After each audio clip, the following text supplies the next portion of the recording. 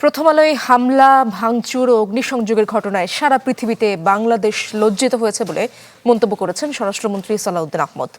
বিকেলে রাজধানীর কারওয়ান বাজারে গণমাধ্যমটির ক্ষতিগ্রস্ত ভবনে ধ্বংসাবশেষ নিয়ে এক প্রদর্শনী পরিদর্শন শেষে তিনি এমন মন্তব্য করেন। এই হামলায় জড়িত দেশের বাইরে থাকা অপরাধীদের বিচারের আওতায় আনার বিষয়টি সরকার বিবেচনা করবে বলে জানিয়েছেন তথ্যমন্ত্রী।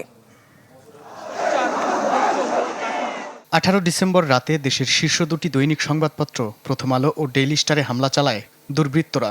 রাতভর হামলায় গণমাধ্যম দুটির অফিসের গুরুত্বপূর্ণ নথিপত্র, আর্কাইভ সহ নানা ক্ষয়ক্ষতি হয়। ঢালাইয়ের সেরা প্রিমিয়ার সিমেন্ট। পুড়ে যাওয়া ভাঙ্গা সেসব ধ্বংসাবশেষ নিয়ে প্রথম আলো এক শিল্পকর্মের আয়োজন করে নিজ অফিসে। শনিবার পত্রিকাটির এই আয়োজন পরিদর্শনে আসেন নবগঠিত সরকারের 3 মন্ত্রী। 2 মাসের মধ্যে সুষ্ঠু তদন্ত করে অভিযোগপত্র দাখিলের নির্দেশ দেওয়া হয়েছে বলে জানান স্বরাষ্ট্রমন্ত্রী সালাউদ্দিন আহমদ। আমি তদন্তের অগ্রগতি কি সেটা জানতে চেয়েছি এবং আগামী 2 মাসের মধ্যে সুষ্ঠু তদন্ত কার্যক্রম সমাপ্ত করে চার্জশিট দাখিলের জন্য নির্দেশনা দিয়েছি। তথ্যমন্ত্রী জহিরুদ্দিন স্বপন জানান, প্রথম আলোতে হামলার ঘটনায় যারা দেশের বাইরে থেকে ইন্ধন দিয়েছে তাদের কিভাবে বিচারের আওতায় আনা যায় তা বিবেচনা করবে সরকার।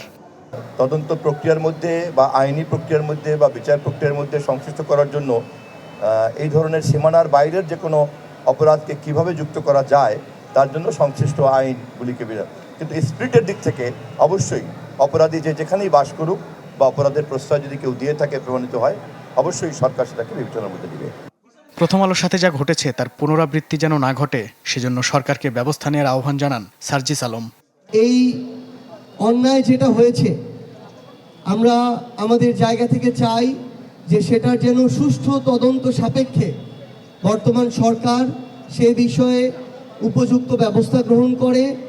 প্রথম আলোর উপর হওয়া হামলার ঘটনার সমালোচনা করেন পররাষ্ট্রমন্ত্রী খলিলুর রহমান।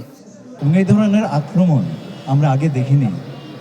এটা ছিল স্বাধীন গণমাধ্যমের ওপর একটা আক্রমণ। মাহবুবুর রহমান, চ্যানেল 24, ঢাকা।